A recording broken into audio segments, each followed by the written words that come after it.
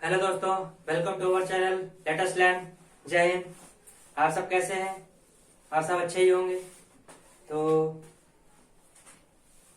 हम लोग आर्टिकल पढ़ रहे थे और आर्टिकल का हम लोगों ने 3 सेशन ले चुके हैं और आज हमारा चौथा सेशन है आर्टिकल का।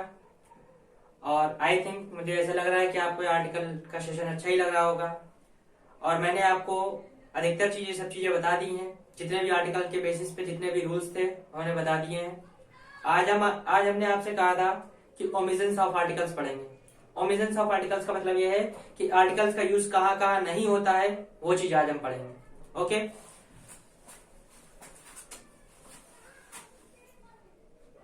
तो आज हम लोग क्या पढ़ने वाले हैं?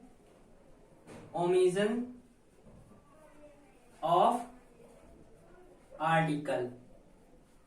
ओके, यानी कि आर्टिकल का हम कहां कहां विलोपन करते हैं। ओमिशन का मतलब होता है विलोपन करना, मतलब कि आर्टिकल्स को हम कहां कहां नहीं लिखते हैं। ठीक है, मतलब आर्टिकल्स के बीच हम लोग कहां कहां नहीं करते हैं, वो आज हम लोग पढ़ने वाले हैं। ओके, तो चलिए स्टार्ट करते हैं। तो आज का हमारा जो ओमिशन ऑफ आर्टिकल का पहला रूल है वो आज हम आपको बताने जा रहे हैं। हमारा रूल नंबर 1 है कि जब कोई आपको प्रॉपर नाउन दी जाती है, क्या दी जाए? प्रॉपर नाउन दी जाए, तो उसके पहले हम आर्टिकल का यूज नहीं करते हैं। जब आपको कोई प्रॉपर नाउन दी जाती है तो हम उससे पहले आर्टिकल का यूज नहीं करते। ठीक, ये चीज हमने आपको कई बार बताई हो। इसके जैसे एक एग्जाम्पल भी ले लेते हैं। एक बहुत ही सिंपल सा एग्जाम्पल है। अगर हम बोल दें ए Ram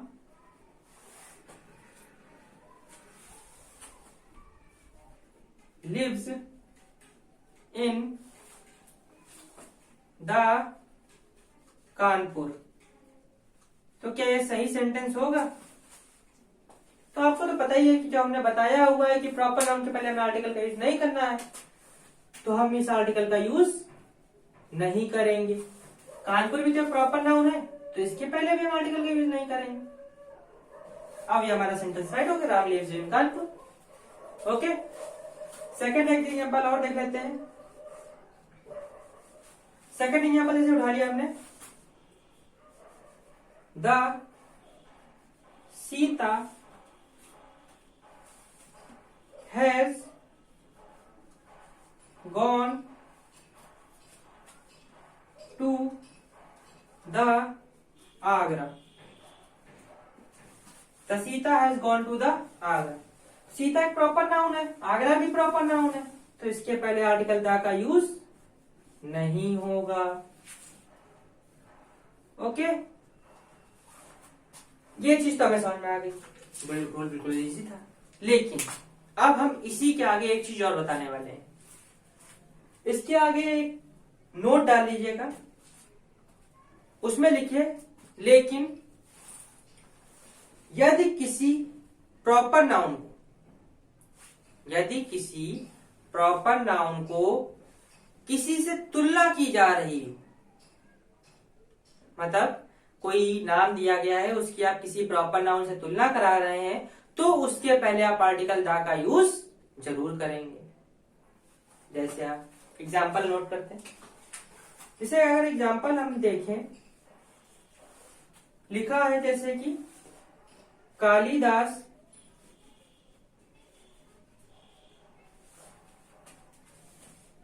is Shakespeare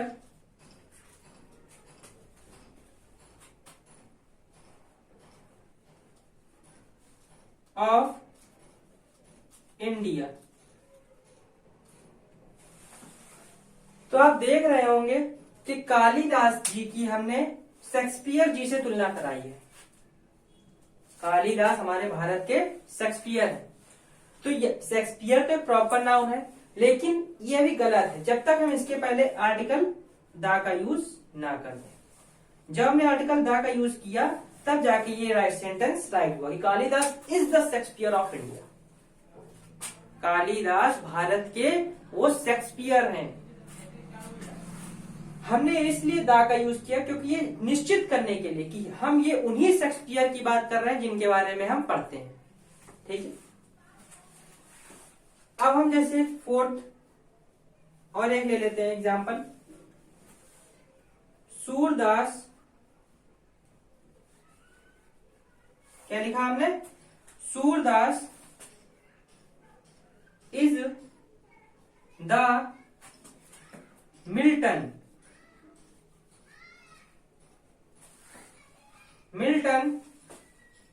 of India.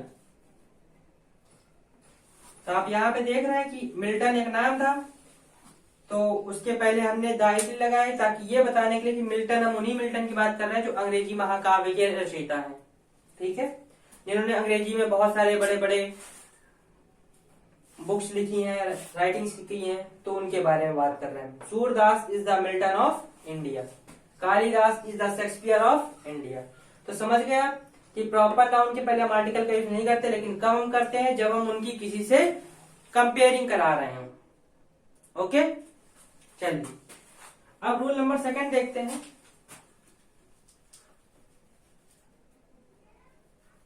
Rule number second क्या है?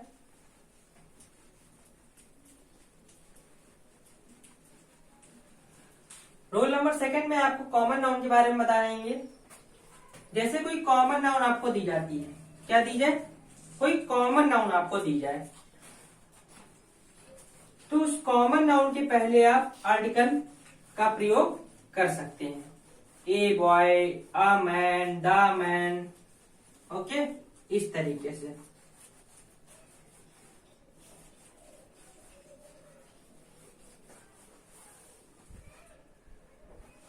तो हमने क्या बताया?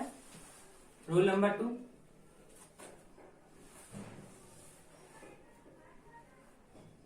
कि किसी कॉमन नाउन के पहले हम आर्टिकल ए, एन या द का यूज कर सकते हैं। ओके, किसी कॉमन नाउन के पहले हम आर्टिकल ए, एन और द का यूज कर सकते हैं। जैसे अब इसका एग्जांपल नोट कर लेते हैं।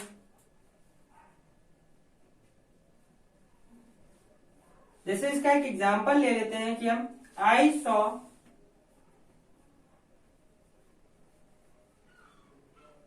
A girl, I saw a girl in the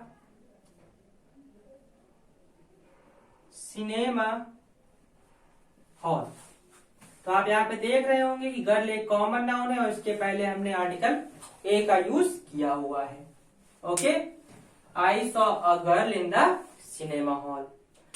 second एक एग्जांपल और देखते हैं। जैसे सेकेंड एक एग्जांपल लेते हैं कि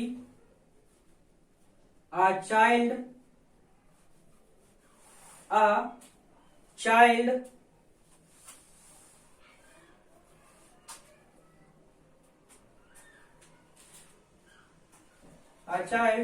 हाँ needs love and affection। तो आप यहाँ पे देख रहे हैं कि चाइल्ड एक कॉमन नाउन है, इसके पहले हम आर्टिकल ए का यूज कर रहे हैं। समझे? ऐसे ही अगर हम एक और एग्जांपल देखते हैं, I saw an elephant in the forest.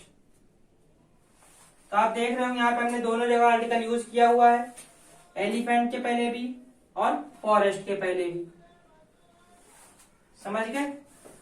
ऐसे ही एक और फोर्थ एग्जांपल और नोट कर लेते हैं। जैसे लिखा है द हॉर्स वॉज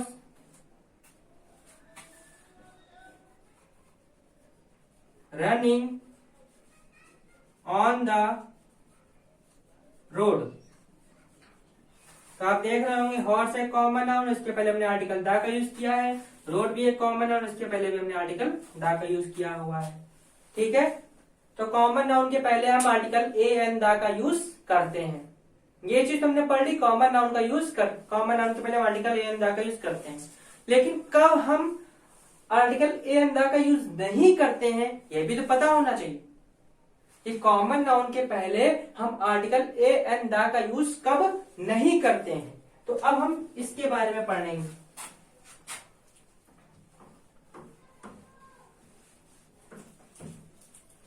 अगर आपको हमारा सेशन अच्छा लग रहा हो तो तुरंत इसे लाइक कर दीजिए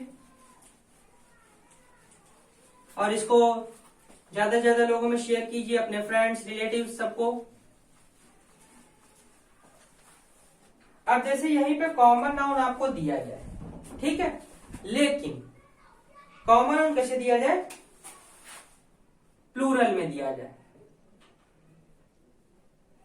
ठीक, और वो पूरी जात को संबोधित कर रहा हो, पूरी जाति के लिए आ रहा हो, मतलब वो बात पूरी जाति के लिए संबोधित की जाए। जैसे कि एक कॉमन हैबिट सबकी होती है, उस पूरी कास्ट में होती है। जैसे डॉग की पूरी कास्ट में एक हैबिट होती है कि वो स्ट्रेंजर्स पे भौंकते हैं, ठीक है, तो ये चीज तो सब के लिए है ना, तो यानी कि वो प्लूरल जाति, वो पूरी जाति के लिए बताया जा रहा है, ठीक। तो कोई भी ऐसी चीज जो सब मतलब वो पूरी कास्ट वो चीज करती हो, पूरी जात वो चीज करती हो, तो उस चीज के लिए हम वहां पे आर्टिकल ए एन द का यूज नहीं करते हैं। ए और एन का तो वैसे भी यूज नहीं कर सकते थे क्योंकि प्लूरल है, तो ए और एन का तो यूज बनता नहीं है। बचा द का यूज इसलिए नहीं कर रहे हैं क्योंकि वो पहले से ही निश्चित कर चुका है, क्योंकि वो चीज हम लोग को पहले से ही निश्चित कर दी गई है कि ये चीज ऐसा होता है। जैसे हम एग्जाम्पल पहला ही नोट कर लेते हैं, पहले एग्जाम्पल से आपको समझ आए क्या मतलब है मेरा। जैसे लिखा है the dogs bark at the stranger।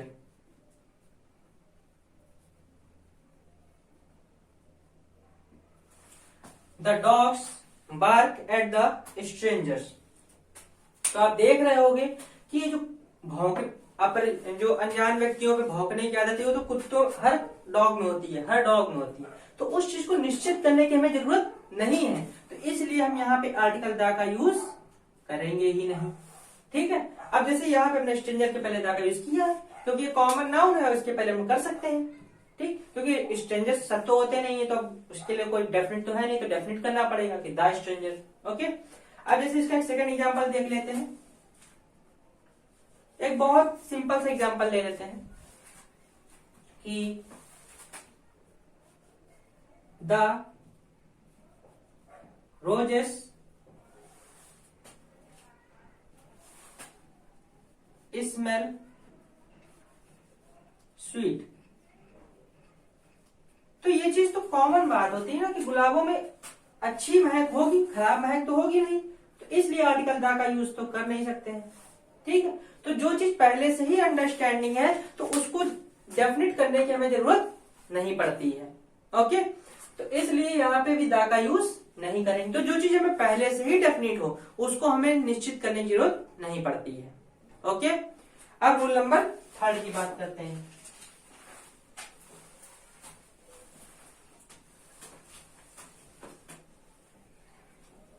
समझ में आ गया रूल? चलिए आगे देखते हैं।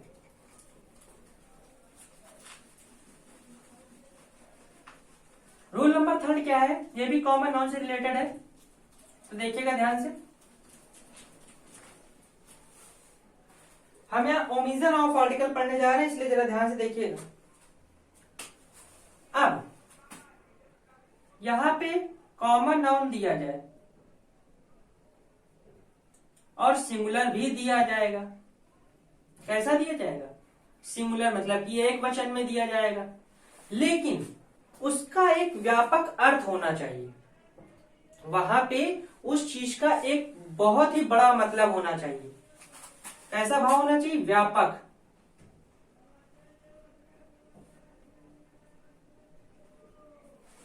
तो हम उसके पहले आर्टिकल्स का यूज नहीं करते हैं।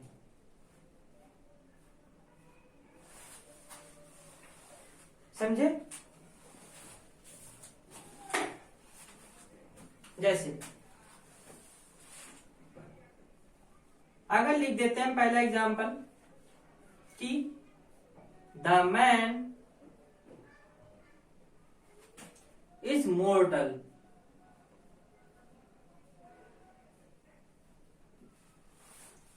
तो आपको यहां मतलब क्या है, मनुष्य कैसा है, नश्वर है।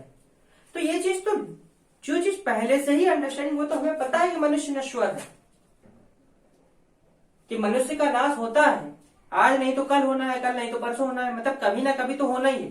तो जो चीज पहले से ही अंडरस्टैंडिंग है तो उसको डेफिनेट करने की जरूरत हमें नहीं होगी। समझ गए? मैन इज मोर्टल मतलब मनुष्य नश्वर है, चीज तो पहले से ही अनडेफिनेट है, तो उसके पहले हम आर्टिकल द का यूज क्यों करें? ठीक है, तो जो चीज पहले से ही डेफिनेट होती है उस चीज को हम डेफिनेट करने की जरूरत नहीं होती, मतलब उसके पहले आर्टिकल का यूज करने की जरूरत हमें नहीं है। समझ गए? कोई दिक्कत? चलिए, तो रूल नंबर 3 समझ में आ गया। अब एक रूल नंबर 4 है, वो एक एक्सेप्शन है, तो उसको जरा ध्यान से देखिएगा।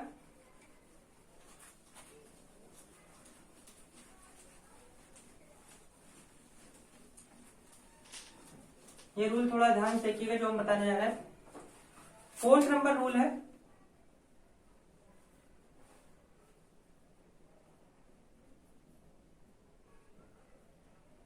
एक्सेप्शन है ये। जैसे कि आपको कोई कॉमन नाउन ही दिया गया है, क्या दिया गया है? कॉमन नाउन दिया गया है, ओके, और वो कैसा दिया गया है? आपको एक वचन में ही दिया गया है। कैसे में दिया गया है? सिंगुलर में ही दिया गया है, लेकिन वो पूरी जात को बता रहा है। वो भी क्या चीज है? पूरी जाति के लिए है।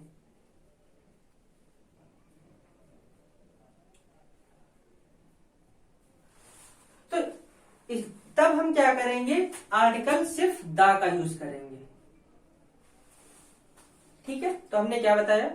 जब कोई कॉमन नाउन हो, एक वचन हो और पूरी जात को संबोधित कर रहा हो तो हम आर्टिकल द का यूज करेंगे। हमने पहले क्या बताया था? कॉमन नाउन हो, बहुवचन हो, पूरी जाति को संबोधित कर रहा हो तो हमें आर्टिकल का प्रयोग करने की जरूरत नहीं होती है, ये बताया था। अब जैसे यहां पे हम बता रहे हैं, एक एग्जाम्पल लेते हैं, हम वही डॉग वाला लेते हैं एग्जाम्पल, तो ज्यादा समझ में आएगा। जैसे हम बोल रहे the dog, the dog barks eight the stranger.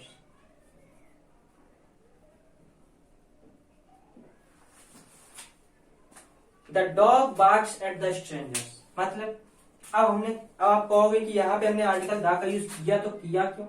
अभी तो आपने कहा था कि ये चीज तो अंडरस्टैंडिंग है कि डॉग स्ट्रेंजर्स पे भौंकते ही है, इसलिए हम आर्टिकल द का यूज नहीं करेंगे। लेकिन अब यहाँ पे इसकी बात कर रहे हैं, जैसे कि इस चीज में निश्चित किया गया, एक कुत्ते की बात कर रहे हैं, सिर्फ एक डॉग की बात कर रहे हैं, सिर्फ डॉग लिखा हुआ है, एक वचन है। तो इसमें ये निश्चित किया गया है जैसे कि आपके घर में 5 कुत्ते पले हुए हैं, ठीक, 4 तो बड़े अच्छे स्वभाव के हैं लेकिन 5वां अच्छा स्वभाव का नहीं है। तो वो उस डॉग को डेफिनेट करने के लिए हमने दा का यूज किया गया है कि ये कुत्ता, हमने दा का यूज बताया था, वह है, तो यानी कि वह कुत्ता सिर्फ क्या है? स्ट्रेंजर्स पे भौंकता है।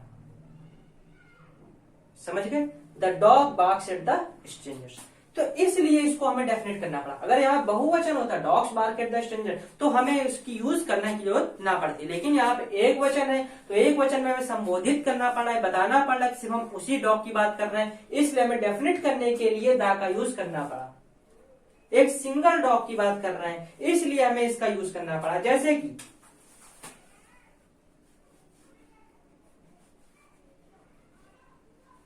The elephant is vindictive, vindictive means क्या होता है? बदले की भावना, लिख लीजिएगा, बदले की भावना। तो अच्छा बताइए, यहाँ पे एक एलिफेंट की बात कर रहे हैं, मतलब कि बहुत सारे हाथी, सब हाथियों के अंदर तो भाई बदले की भावना होगी नहीं, ठीक। एक हाथी की बात कर रहे हैं तो उस हाथी के लिए ही किसका यूज किया गया है? द का यूज किया गया। और विंडिक्टिव मीन्स लिख लीजिए बदले की भावना। हम कुछ दिन बाद, अभी कुछ ही दिनों बाद, ये आर्टिकल खत्म होने के बाद हम कुछ क्लासेस वोकैब की लेने वाले हैं, तो उससे आपकी वोकैब की बहुत अच्छी प्रिपरेशन हो जाएगी और उसकी हम जबरदस्त ट्रिक बताएंगे याद करने की आपको, ताकि आपको जितनी वोकैब हो आसानी से कम समय में बहुत ज्यादा वोकैब तैयार हो जाए। आपको तो पता ही है कि आपके अधिकतर एग्जाम्स में वोकैब बहुत ज्यादा पूछी जाती है, सिनोनिम्स हो, एंटोनिम्स हो, हमफन्स हो, वन वर्ड सब्स्टिट्यूशन हो, तो वगैरह वगैरह सब चीजें बहुत पूछी जाती हैं। तो इसलिए उनकी प्रिपरेशन के लिए हम अलग से क्लास लेंगे, तो उससे आपको पता चल जाएगी, सारी वोकैब याद हो जाएंगी। ओके, चलिए आगे देखते हैं। तो ये रूल नंबर 4 समझ में आ गया। अब हम देखते हैं रूल नंबर 5 की बात करते हैं। तो रूल नंबर 5 क्या कहता है, ध्यान से देखिएगा। अगर आपको सेशन अच्छा लग रहा हो तो जल्दी जल्दी इसको तुरंत लाइक कर दीजिए,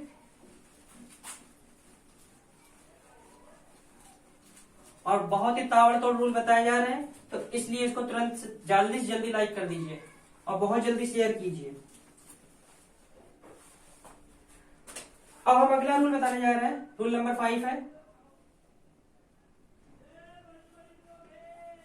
रूल नंबर 5 क्या कहता है, जब कोई कलेक्टिव नाउन दिया जाए, क्या दिया जाए? कलेक्टिव नाउन,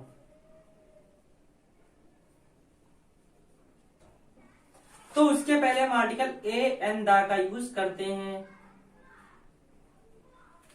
कलेक्टिव नाउन के पहले हम आर्टिकल ए एन दा का यूज करते हैं।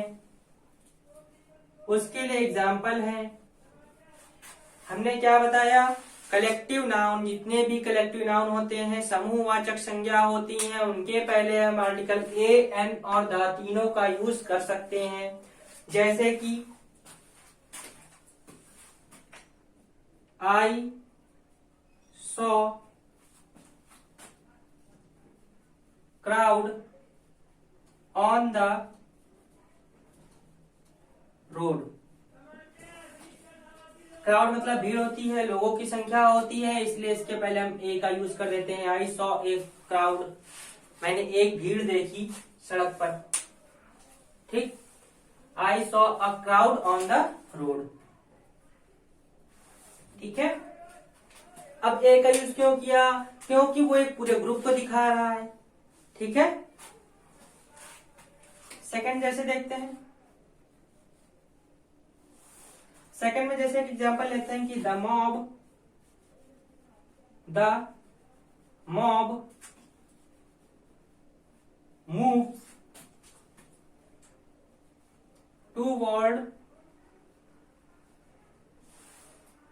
टूवर्ड्स